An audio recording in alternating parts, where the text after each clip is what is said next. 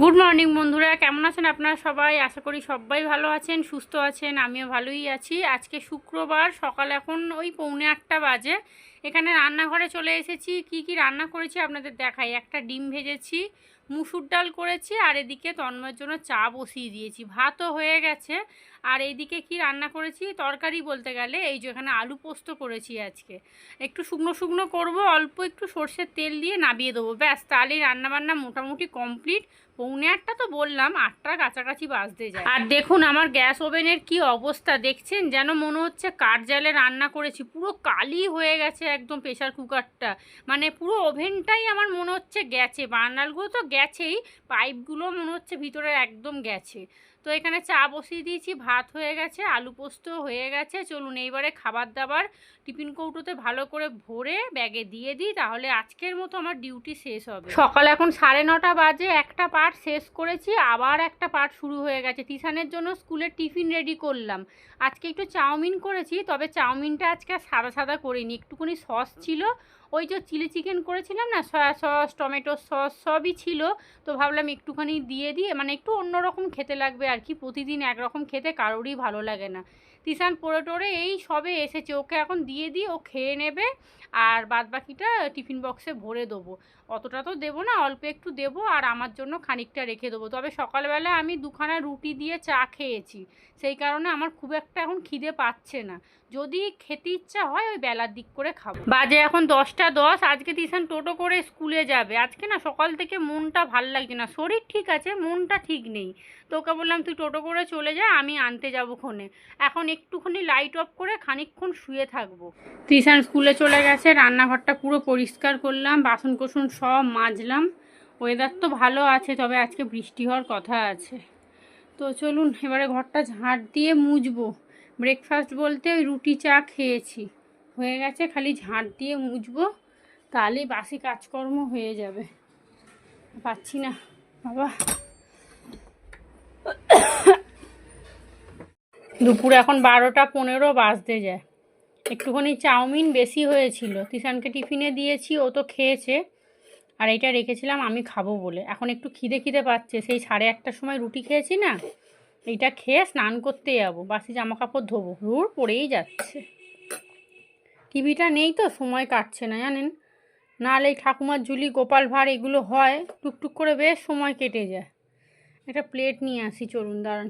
স্নানটা শেষ হয়েছে, কলে জল চলে গেল।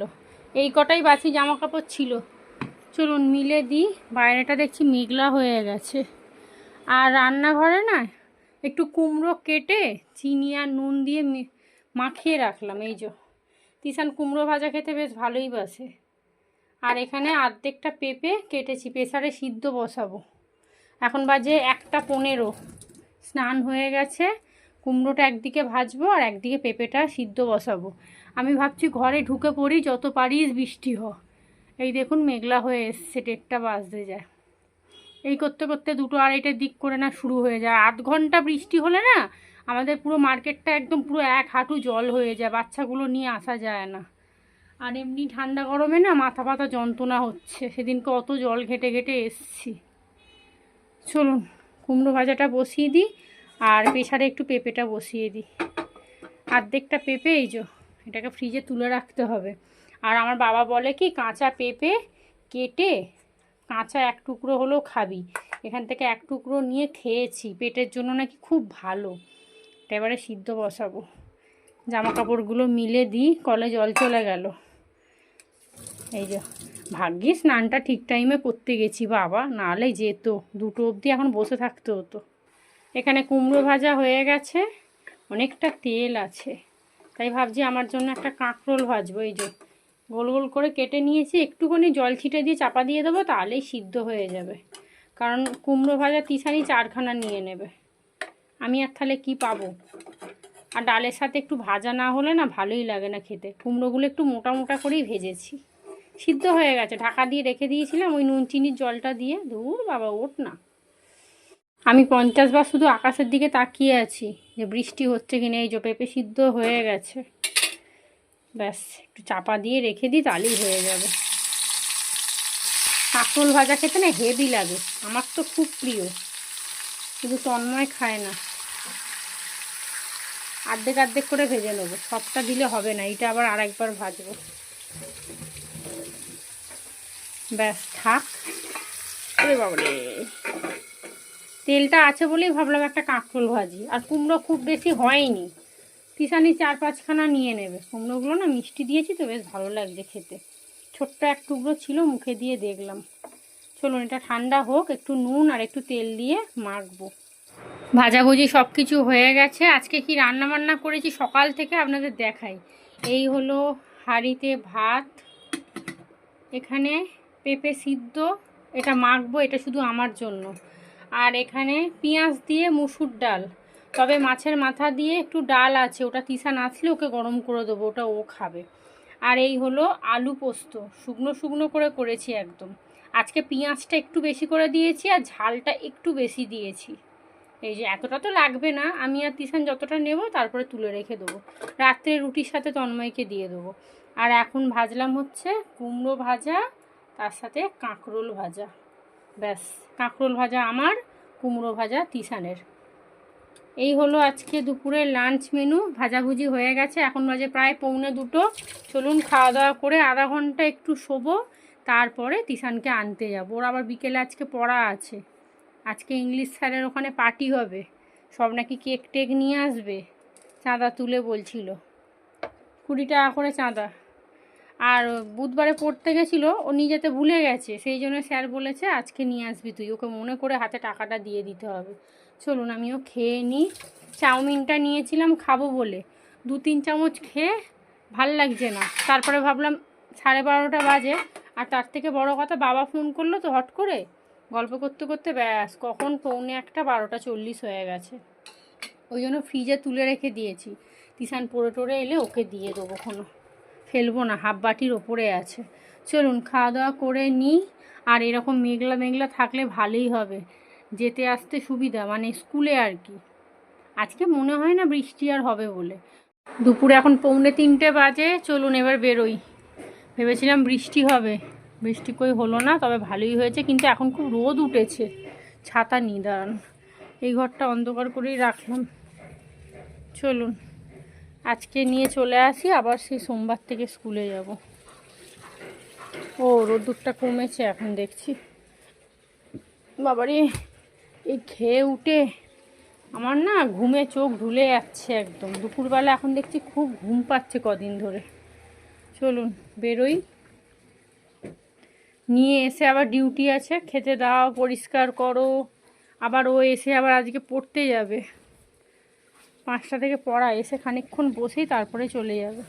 বাজে এখন 3:45, তিশান স্কুল থেকে চলে এসেছে। এই দেখুন, দেখছেন আই কার্ড একদিকে, ব্যাগ একদিকে, জলের বোতল একদিকে, সব কিছু গুছিয়ে গাছিয়ে রাখবো, তারপরে ওকে খেতে দেব। আর দেখুন এই জলের বোতলগুলোকে না ফেলে দিতে হবে, অনেকগুলো বোতল আছে যেগুলো অনেক দিন হয়ে গেছে, হলুদ হয়ে গেছে একদম বোতলগুলো, সেগুলো ফেলে দিই। আর এখন তো আমাদের থামস আপ খুব একটা আসছে না, এই যখন পচা গরমটা পড়বে আবার, তখন আবার থামস আপ আসা শুরু হয়ে যাবে, তখন বোতল আবার জমে যাবে। তিশানের দিকে হাত পা ভালো করে ধুলো। আর কি যে গরম লাগছে আপনাদের কি বলবো, মানে পচা গরম একটা। আর এই যে হাওয়া বাতাস কিচ্ছু নেই, জানলাটা বন্ধ করে দিয়ে গেছিলাম, খাবার দাবার আছে না, কোথায় বিড়াল ঢুকে যাবে। তিশানকে খেতে দিয়ে আমি আধা ঘন্টা 1 ঘন্টা মতো একটু শোবো। তবে আজকে স্কুল ড্রেসটা আর কাচতে হবে না, কারণ এখন তো 2 দিন ছুটি, আবার সেই সোমবার থেকে যাবে। আধা ঘন্টা 1 ঘন্টা একটু শুয়ে তারপরে আবার সন্ধেবেলা শুরু হবে। সন্ধে এখন 6:30 বাজে। এই দেখুন মা চা পাতা কিনতে এসেছিলো, মনে হয় একসাথে 500 চা পাতা নিয়ে নিয়েছে। আর বলছে চা বসাবি যখন, তাহলে আমার চা পাতাটা দিয়েই চা কর, দেখি কেমন দিয়েছে এবারে চা পাতা। তবে মা একটু কম দামি চাটা নেয়, আমি যেমন ওই 300 টাকা 400 টাকার চাটা মাঝের মধ্যে নিই, মা ওই 250 টাকার চাটা নেয়, 200 টাকা না 250 টাকার বোধহয়, কারণ মা তো 50 বার চা খায়। অতবার চা খেলে না ওই দামি চায় খেয়ে মানে পোষাবে না, জানেন তো, ওদের ওই কম দামি চাই ঠিক আছে।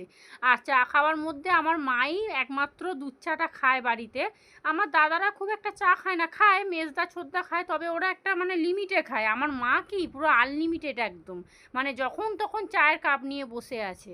তো চলুন এখানে আমার জন্য 1 কাপ লিকার চা তুলে নিয়েছি, এবারে মায়ের জন্য চাটা করছি। চাটা দেখছি বেশ ভালোই দিয়েছে। আর এই দেখুন তিশান তো পড়তে চলে গেছে, আপনাদের বলিই নি, আজকে শুক্রবার না, ওর তো ইংলিশ পড়া থাকে বিকেলবেলা। তো ও যাওয়ার আগে ওকে দিয়ে একটু ফুরুলি আনিয়েছিলাম, ও একটা খেয়ে গেছে। আর এখানে বাবার জন্য একটা এনেছি, মায়ের হাত দিয়ে বাবাকে পাঠিয়ে দেবো। আমার বাবা আবার এই দোকানের ফুরুলি খেতে না ভীষণ ভালোবাসে, তাই মাকে বলছি এখনই তুমি নিয়ে নাও ব্যাগেতে, না হলে আবার ভুলে যাবে। আর মা বলছে আমি তাড়াতাড়ি চলে যাবো, রুটি করতে হবে। তো আমি বলছি তুমি দাঁড়াও, এসছো একটু চাটা আগে শান্তিতে খাও। তো আমার একটা মায়ের একটা নিয়ে নিয়েছি, আর বাবারটা মাকে দিয়ে দিলাম। বাবা খাবে, মুড়ি টুড়ি দিয়ে খাবে হয়তো, তবে যেতে যেতে না পুরো ঠান্ডা হয়ে যায়। তো যাই হোক, তবুও ফুরুলি তো দেখবেন মানে ঠান্ডা হলেও খেতে ভালো লাগে। এখানে মায়ের জন্য চাটা করে নিচ্ছি, আর চাটা দেখছি ভালোই দিয়েছে। আমার এখানে লিকার চাও করে নিয়েছি, চায়ের কালারটা দেখেছেন ভালো হয়েছে না? আর এদিকে টুক করে এসে বাসনগুলোকে মেজে নিয়েছিলাম, নিয়ে আবার শুয়ে পড়েছি। দিশান তো 5টার সময় বেরিয়ে গেছে, 5টা 10-15 করে গেছে, ওই ফুরুলিটা আনতে গেছিলো, একটু দেরি হয়ে গেছিলো।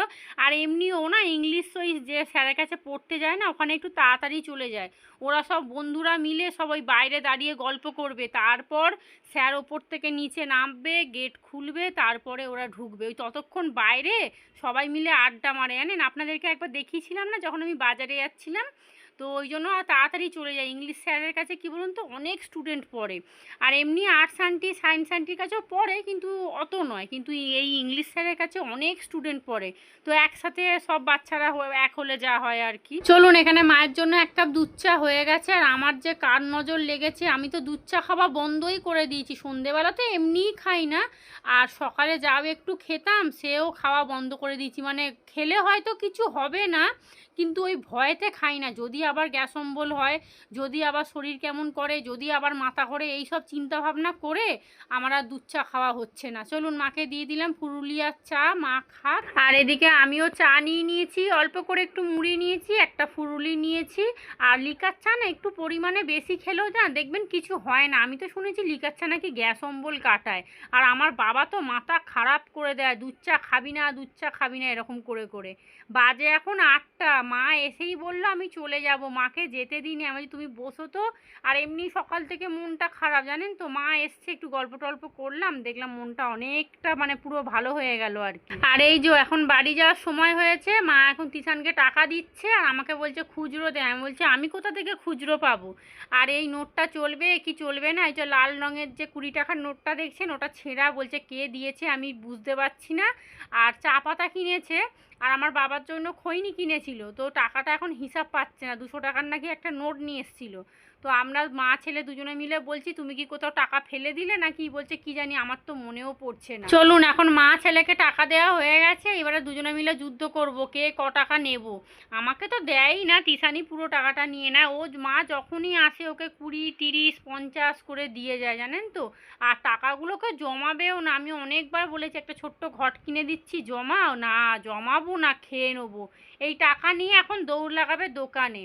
তো চলুন, এই যে 20 টাকা দিলাম, আর 20টা টাকা রেখে দিলাম, যে থাক এখন 2-3 দিন পরে আবার দেবো ক্ষণে। মা এলে না ও ঠিক জানে যে মা ওকে টাকা দেবে, ও ঠিক চুপ করে মায়ের সামনে বসে থাকবে। কিন্তু কি বলুন তো, সবসময় হাতে টাকা দেওয়াটা উচিত না, ওর একটা নেশা হয়ে যায়। তবে মাকে ওই জন্য বলে দিয়েছি যখনই তুমি টাকা দেবে আগে আমাকে জিজ্ঞাসা করে দেবে যে আজকে ওকে আমি টাকা দেবো কি দেবো না। তো চলে গেছে মা, এখন বাজে 8টা 15-20 হবে, 8:30টার কাছাকাছি। রান্নাঘরে চলে এসেছি, কয়েকটা বাসন ছিল তুললাম, আর এখানে অনেকগুলো বাসন জমে গেছিলো। তন্ময়কে খাবার দাবার দিয়েছিলাম, সেই টিফিন বক্সগুলো নিয়ে এসছে, সেগুলোকে মাজলাম, রান্নাঘরটা পরিষ্কার করলাম। আর রান্না বান্না বলতে আজকে শুধু ভাত ভাজা করব, অনেক ফ্রিজে না ভাত পড়ে আছে। আর আপনারা তো জানেন ফ্রিজের খাবার আমাদের ঘরে কেউ খুব একটা খায় না, খায় না বলবো না, আমি খাই, মা খায়, তিশানও খায়। কিন্তু তন্ময় তো বড় লোক মানুষ, ও তো ফ্রিজের খাবার খাবেই না। ওকে যদি বলি না যে কালকের ভাত আছে গরম করে দিচ্ছি খাও, এক্ষুনি বলবে না আমি খাবো না, বাসি ভাত আমি খাবো না। কিন্তু এক একজনের কপালে ওই বাসি ভাতও জোটে না।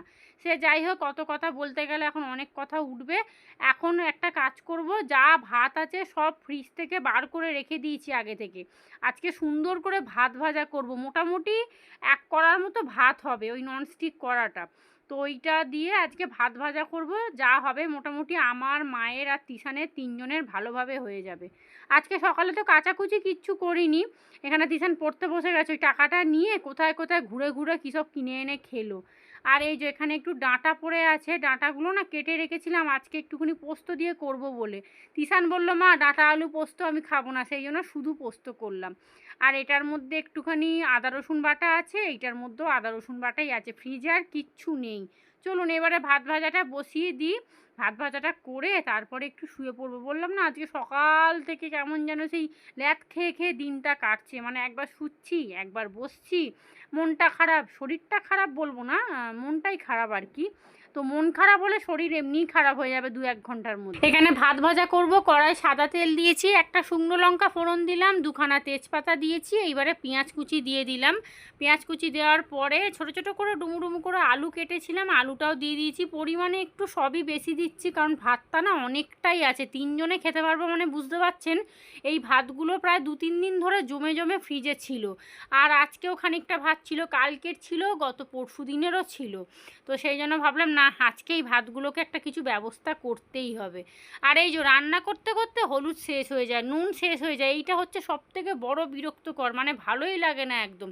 এক এক সময় দেখবেন গ্যাসটা না জোর দেওয়া থাকে, ভুলে যাই, ব্যাস তারপরেই পুড়ে যায়। তো নুন হলুদ দিয়ে একটু ভাজা ভাজা করে নিয়েছি, ঢাকা চাপা দিয়ে, আলুটাও কিন্তু সিদ্ধ করে নিয়েছিলাম। এইবারে ভাতগুলো দিয়ে দিচ্ছি, ভাতগুলো দিয়ে অল্প একটু হলুদ, একটু নুন আর চিনি দেবো। এই ভাত ভাজাটা একটু মিষ্টি মিষ্টি করে করে খেয়ে দেখবেন, পুরো পোলাওয়ের মতো খেতে লাগে একদম।